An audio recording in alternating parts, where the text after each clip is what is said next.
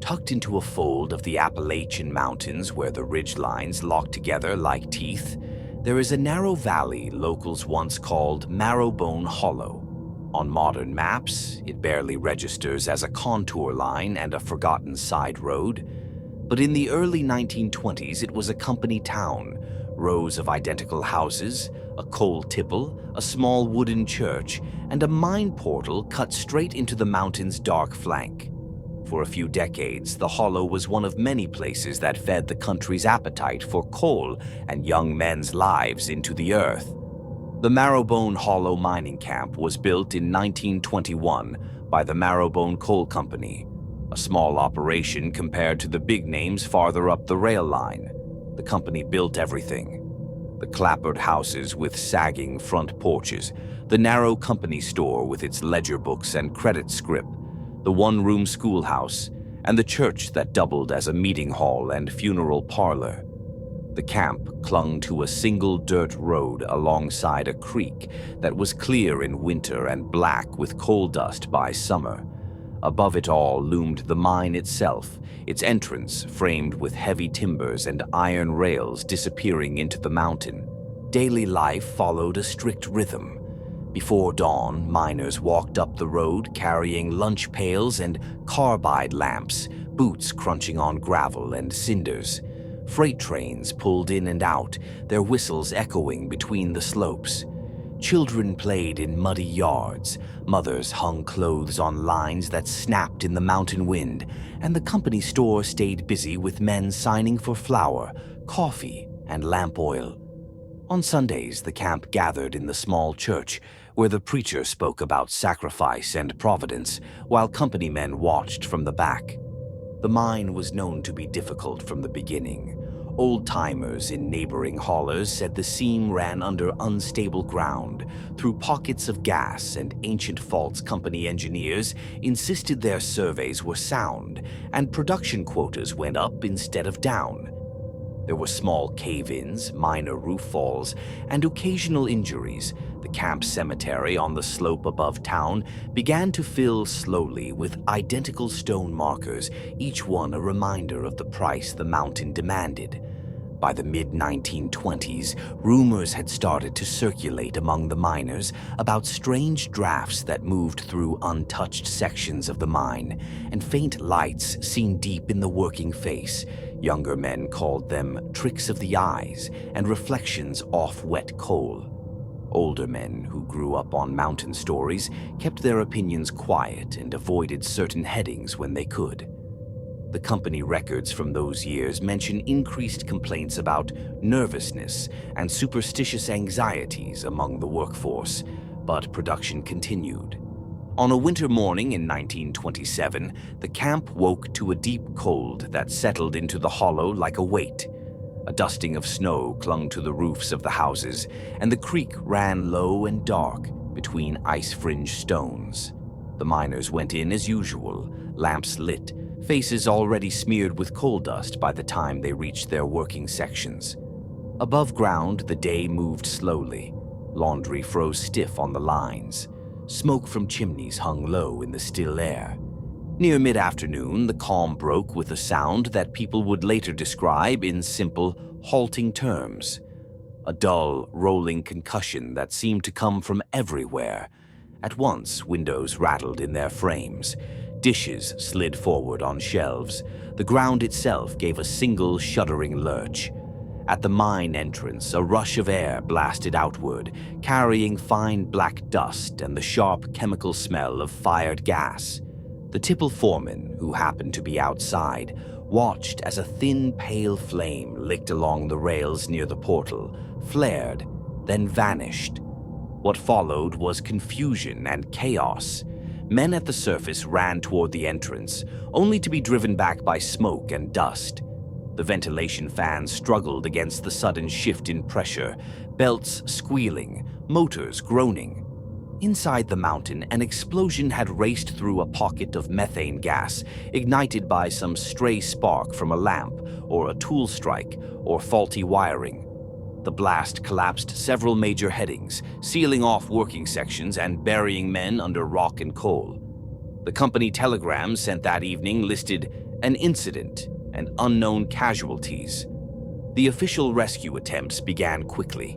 Teams from neighboring mines arrived with fresh equipment and hardened faces. They dug through debris, shored up broken tunnels, and dragged heavy ventilation pipes deeper into the mountain, searching for pockets of breathable air. For days, men emerged from the mine with blackened faces and empty stretchers, while women waited at the tipple or in front of their houses, watching the ridge line where there should have been the steady glow of mine lamps at shift's end. The final death toll in the company report was 37 men, though locals always insisted the number was higher. Several bodies were never recovered.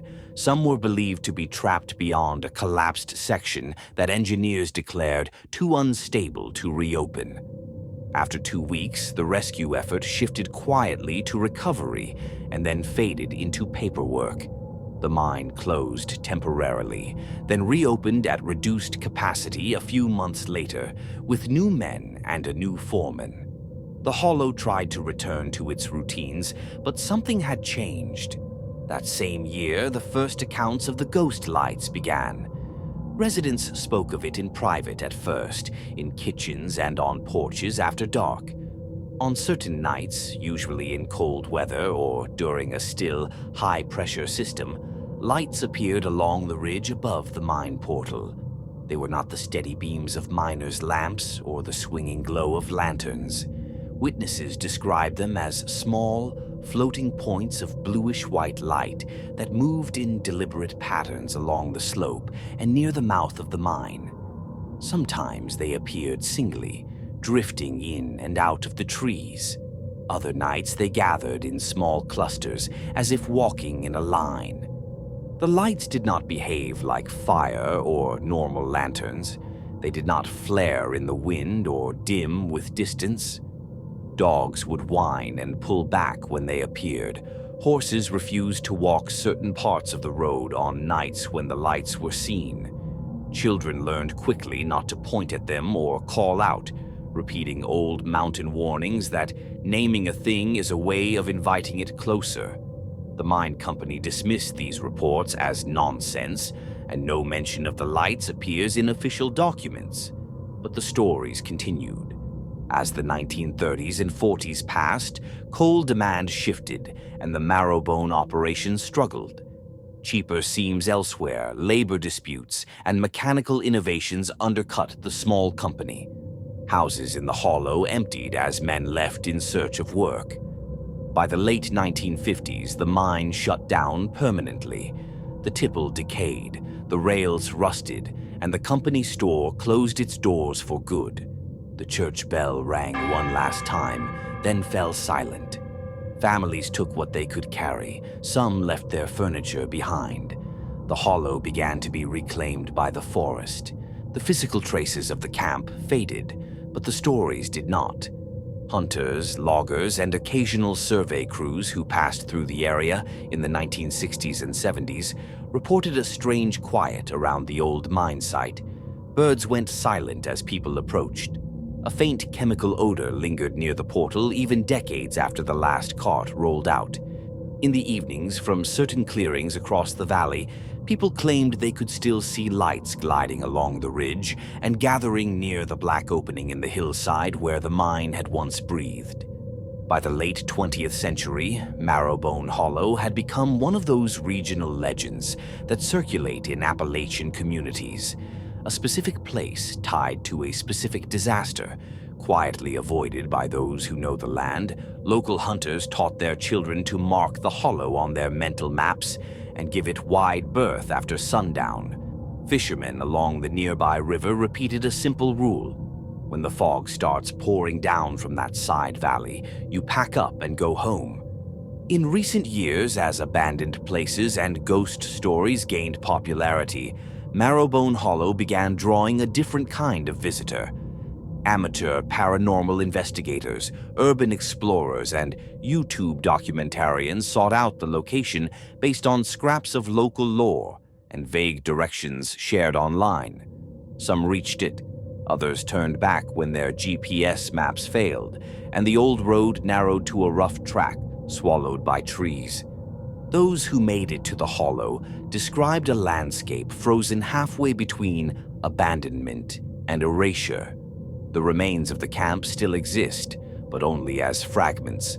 The collapsed outline of a house foundation, rotted porch posts jutting up from the ground, rusted stove parts buried in leaves. The company store is now only a stone step and a scatter of broken glass. The church's foundation is covered in moss, and its bell, if it survived, has not been seen in decades. The mine entrance remains, though it has sagged and twisted with time.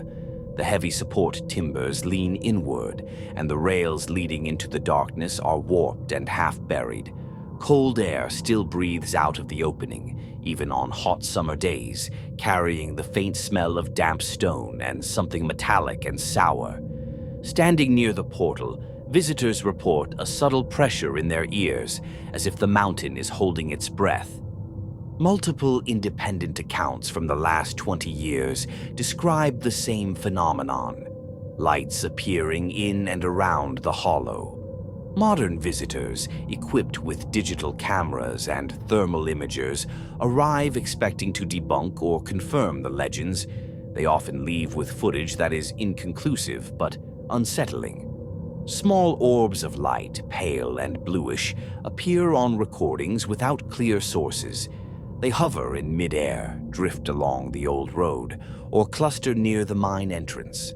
Attempts to chase them down result in sudden equipment failures or corrupted files. Hikers passing above the mine site have reported seeing what looks like a line of lamps moving slowly along the slope far below, as if a night shift is still walking to the portal. When they stop to study the lights, they find no sound of voices, no crunch of boots, no flicker of reflection off metal. The lights simply move, then fade one by one, leaving only the dark mass of the mountain. Local residents, when asked directly, offer practical explanations first. Swamp gas, reflections from distant homes, faulty camera sensors. But when pressed, many admit to a consistent pattern. The lights appear most often near dates connected to the disaster, the anniversary of the explosion, or certain winter nights when the temperature drops sharply and the air grows still. Some older residents mention a piece of oral tradition that predates the mine entirely. Stories of corpse lights or devil's candles that appear near sites of sudden, unjust death, warning travelers away. In county archives, faded newspaper clippings from 1927 cover the Marrowbone disaster with a tone that is both factual and hurried. The articles list the names of the dead, quote company officials, and mention compensation funds and safety improvements. They do not mention the bodies that were never brought out, nor the sections of the mine declared permanently sealed. Handwritten notes in the margins of one surviving ledger, likely added by a clerk or foreman, mark a specific heading with a single word: lost.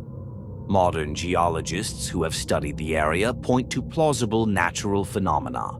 The hollow sits on a complex network of faults and seams. Slow subsidence from old workings could create small releases of gas or friction-generated light effects. Atmospheric conditions in narrow valleys can produce peculiar visual distortions and reflections. From a scientific standpoint, these explanations are reasonable. They do not account for the consistent timing and behavior reported across generations, but they offer a framework for those uncomfortable with the alternative. Today, Marrowbone Hollow is not marked on tourist brochures or official haunted trail guides. It remains an in-between place, too dangerous for casual visitors, too remote for regular oversight, too steeped in memory to be fully forgotten. The forest continues its slow work of reclamation. Tree roots push through floorboards, moss covers old foundations, and each heavy rain carries another thin layer of the town's remains into the creek below. Yet, on certain nights, The past seems to assert itself. People camping miles away report seeing a faint glow on the ridgeline where no houses stand and no roads lead. Drivers on the nearest paved road describe glancing up to see a scatter of small lights moving in a line along the distant hillside, then vanishing when they look again. A handful of recent accounts from experienced hunters, men who know the difference between car headlights, distant farms, and natural phenomena, describe standing still in the dark woods and realizing that the pattern of lights above them matches the path to a mine that has not operated in over half a century. The most unsettling reports share a final common detail. As the lights appear and move in their slow, deliberate path, those watching feel a shift in the air, a subtle drop in temperature, a tightening in the chest, and a distinct impression that the lights are not random, but aware. Not welcoming, not hostile, but purposeful. Something unfinished, repeating itself in the only language left. Marrowbone Hollow remains in the end what it has been for nearly a century, a scar in the side of a mountain and a story carried quietly through Appalachian communities. An industrial accident, a company town, a forgotten disaster, and something else layered over it or inside it that people struggle to name. The ghost lights may be natural events misunderstood by generations, or they may be what older mountain voices have called them all along, signs that the mountain remembers what was taken from it, and that not everyone who went in that day ever truly came back out.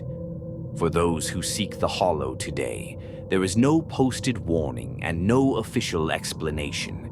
There is only the narrowing road, the sound of the creek, the sagging black mouth of the mine, and the knowledge that when night settles into the valley, lights may begin to move where no living miners walk. Whether they are tricks of atmosphere or echoes of the men entombed beneath the ridge, one thing remains certain. In the deep folds of the Appalachian Mountains, some places do not close when the company leaves. They wait,